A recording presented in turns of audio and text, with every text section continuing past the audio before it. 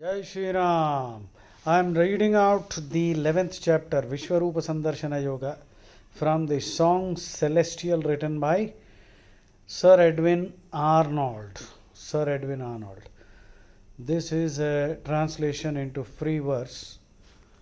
This is a book that I really love, truly love, because the language is so awesome. 11th chapter, Arjuna. This for my soul's peace have I heard from thee, the unfolding of the mystery supreme, named Adhyatman, comprehending which my darkness is dispelled. For now I know, O lotus-eyed, whence is the birth of men, and whence their death, and what the majesties of thine immortal rule. Fain would I see as thou thyself declarest it, sovereign Lord, the likeness of that glory of thy form, wholly revealed, O O thou divinest one. If this can be, if I may bear the sight, make thyself visible, Lord of all prayers. Show me thy very self, the eternal God. Krishna. Gaze then, thou son of Pritha, I manifest for thee those 100,000 ships that clothe my mystery. I show thee all my semblances, infinite, rich, divine, my changeful views, my changeful hues, my countless forms. See in this face of mine. Adityas, Vasus, Rudras, Ashwins, and Maruts. See wonders unnumbered, Indian prince, revealed to none save thee. Behold, this is the universe. Look what is live and dead. I gather all in one. In me gaze, as thy lips have said. O God eternal, very God, see me. See what thou prayest.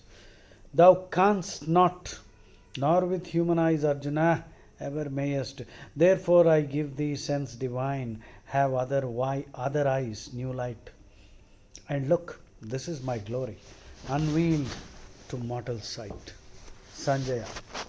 Then, O king, the god so saying stood to Pritha's son, displaying all the splendor, wonder, dread of his vast almighty head. Out of the countless eyes beholding, out of the countless mouths commanding, countless mystic forms enfolding in one form, supremely standing, countless radiant glories wearing, countless heavenly weapons bearing, crowned with garlands of star clusters, robed in garb of woven lustres, breathing from his perfect presence breaths of every subtle essence, of all heavenly odors, shedding blinding brilliance, overspreading boundless beautiful all spaces with his all regarding faces. So he showed, if there should rise suddenly within the skies sunburst of 1,000 suns, flooding earth with beams undeemed of, then might be that holy one's majesty and radiance dreamed of. So did Pandu's son behold all this universe unfold, all its huge diversity into one vast shape, and be visible and viewed and blended in one body, subtle, splendid, nameless, the all comprehending God of gods, the never ending deity. But sore amazed, thrilled, overfilled, dazzled, and dazed, Arjuna knelt and bowed his head and clasped his palms and cried and said, Yea, I have seen, I see, Lord, all is wrapped in thee. The gods are in thy glorious frame. The creatures of heaven and of earth and heaven and hell in thy divine form dwell. And in thy countenance shine all the features of Brahma sitting lone upon his lotus throne, of saints and sages in the serpent races, Ananta, Vasuki. Yea, mightiest Lord, I see thy thousand arms and breasts and faces and eyes on every side, perfect, diversified, and nowhere end of thee, nowhere beginning, nowhere a center shifts, wherever soul's gaze lifts, thy central self all wielding and all winning. Infinite King, I see the anadem on thee, the club, the shell, the discus, see thee burning in beams insufferable, lighting earth, heaven, and hell with brilliance, blazing, glowing, flashing, turning darkness to dazzling day. Look, I whichever way. Ah, Lord, I worship Thee, the undivided, the uttermost of thought, the treasure palace wrought to hold the wealth of the worlds, the shield provided to shelter virtue's laws, the fount whence life's stream draws, all waters of all rivers of all being, the one unborn, unending, unchanging, and unblending, with might and majesty past thought, past seeing. Silver of moon and gold, of sun are glories rolled. From thy great eyes, thy visage, beaming tender throughout the stars and skies, doth to warm life surprise. Thy universe, the worlds are filled with wonder of thy perfections, space, star sprinkled and void place, from pole to pole of the blue, from bound to bound, hath thee in every spot. Thee, where thou art not, O holy marvellous form, is nowhere found. O mystic, awful one, at sight of thee made known, the three worlds quake, the lower gods draw nigh thee, they fold their palms and bow, body and breast and brow, and whispering worship, laud and magnify thee. Rishis and Siddhas cry, Hail, highest majesty! From sage and singer breaks the hymn of glory in dulcet harmony, sounding the praise of thee, while countless companies take up the story. Rudras who ride the storms, the Aditya's shining forms, Vasus and Sadhyas, Vishwas and Ushamapas, Maruts and those great twins, the heavenly fair Ashwins, Gandharvas, Rakshasas, Siddhas and Asuras. These see thee and revere in sudden stricken fear. Yea, the worlds, seeing thee with forms stupendous, with faces manifold, with eyes which all behold, unnumbered eyes, vast arms, members tremendous, flanks lit with sun and star, feet planted near and far, tushes of terror, mouths wrathful and tender, the three wide worlds before thee. Adore as I adore thee, quake as I quake to witness so much splendor. I mark thee strike the skies with front in wondrous wise, huge rainbow painted glittering, and thy mouth opened, and the orbs which see all things whatever be, in all thy worlds, east, west, and north and south. O eyes of God, O head, my strength of soul is fled, gone is heart's force, rebuked is mind's desire, when I behold thee so, with awful brows aglow, with burning glance and lips lighted by fire, fierce as those flames which shall consume at close of all. Earth, heaven, ah me! I see no earth and heaven. Thee, Lord of lords, I see. Thee only thee. Now let thy mercy unto me be given. Thou refuge of the world, lo, to the cavern hurled, of thy wide opened throat and lips white tushed, I see our noblest ones, great Dhritarashtra's sons, Bhishma, Drona, and Karna, caught and crushed. The kings and chiefs drawn in that gaping gorge within. The best of both these armies torn and riven. Between thy jaws they lie, mangled full bloodily, ground into dust and death, like streams down driven with helpless haste, which go in headlong furious flow, straight to the gulfing deeps of thy unfilled ocean. So to that flaming cave, those heroes great and brave pour in unending streams with helpless motion, like moths which in the night flutter towards a light, drawn to their fiery doom, flying and dying, so to their death still throng, blind, dazzled, borne along ceaselessly, all those multitudes wild flying. Thou that hast fashioned men, devourest them again, one with another, great and small alike. The creatures whom thou makest, with flaming jaws thou takest, lapping them up.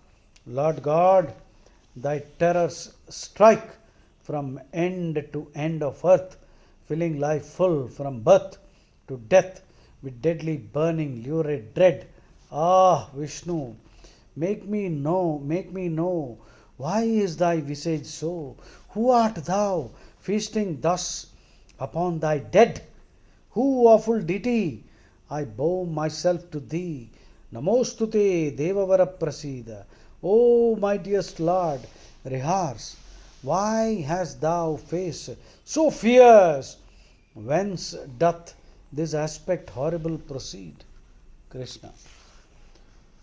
Thou seest me as time who kills, time who brings all to doom.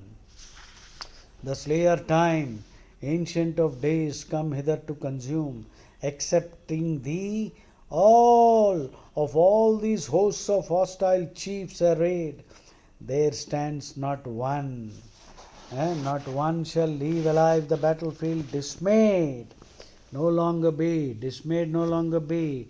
Arise, obtain renown, destroy thy foes, fight for the kingdom waiting thee when thou hast vanquished those.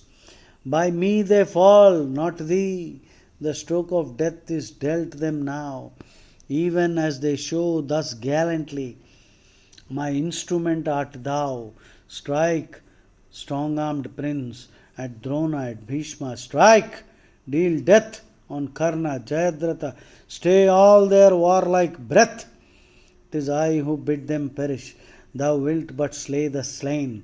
Fight, they must fall, and thou must live, victor upon this plain. Sanjaya.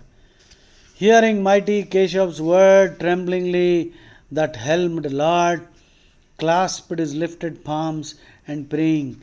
Grace of Krishna stood there saying, with bowed brow and accents broken, these words timorously spoken. Arjuna.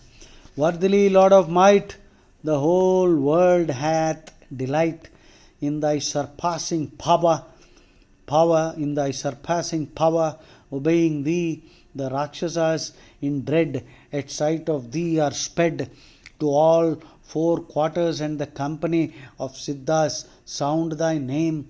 How should they not proclaim thy majesty's divinest, mightiest, thou Brahma, then Brahma greater, thou infinite creator, thou God of gods, life's dwelling place and rest, thou of all souls the soul, the comprehending whole of being formed and formless being the framer.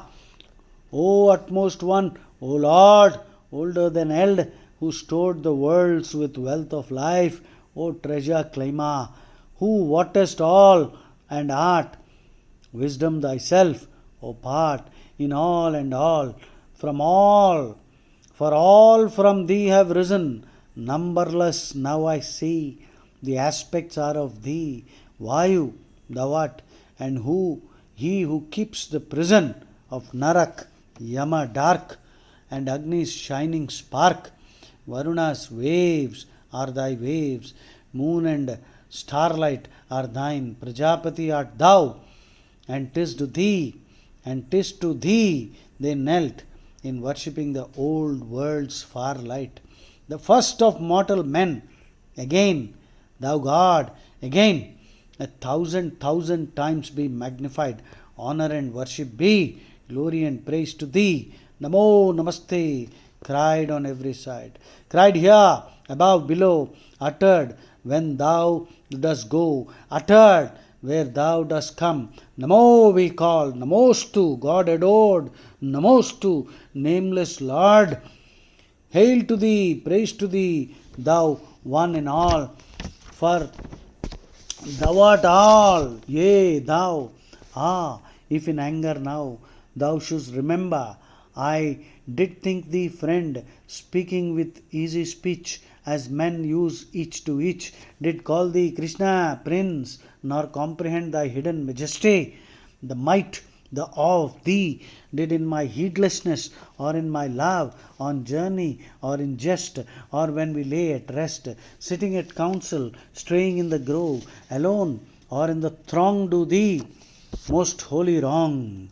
Be thy grace granted for that witless sin, for thou art, now I know, Father of all below, of all above, of all the worlds within, Guru of gurus, more to reverence and adore than all which is adorable and high. How in the wide worlds three should any equal be, should any other share thy majesty?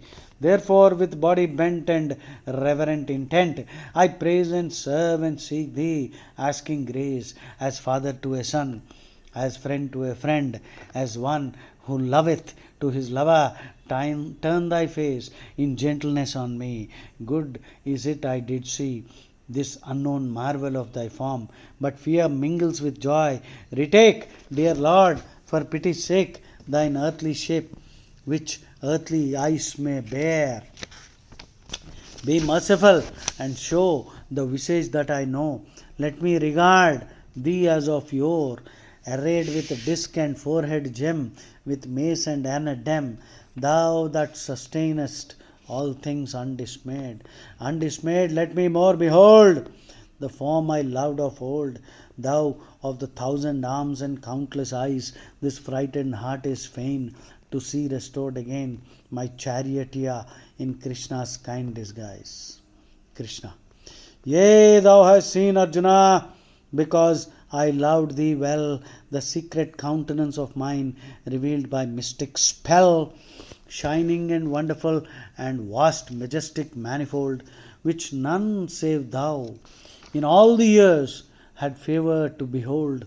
For not by Vedas cometh this, nor sacrifice, nor alms, nor works well done, nor penance long, nor prayers, nor chanted psalms, that mortal eyes should bear to view the mortal soul unclad. Prince of the Gurus, this was kept for thee alone. Be glad, let no more trouble shake thy heart, because thine eyes have seen my terror with my glory, as I before have been. So will I be again for thee. With lightened heart, behold, once more, I am thy Krishna, the form thou knewest of old. Sanjaya. These words to Arjuna spake Vasudeva, and straight did take back again the semblance dear of the well-loved charioteer. Peace and joy it did restore when the prince beheld once more mighty Brahma's form and face, clothed in Krishna's gentle grace. Arjuna. Now that I see come back Janardana, this friendly human frame, my mind can think calm thoughts once more, my heart beats still again. Krishna. Yea, it was wonderful and terrible to view me as thou didst. Dear friends, dear prince, the gods dread and desire continually to view. Yet, not by Vedas, not from sacrifice, nor penance, nor gift giving, nor with prayer shall any so behold as thou hast seen. Only by fullest service, perfect faith, and uttermost surrender am I known and seen and entered into Indian prince, who doeth all for me, who findeth me in all, adoreth always, loveth all which I have made, and me for love's so lend. That man, Arjuna, unto me doth wend. Here endeth chapter 11 of the Bhagavad Gita, entitled Vishwarupa Darshanam, or the book of the manifesting of the one and manifold. Jai Shri Ram.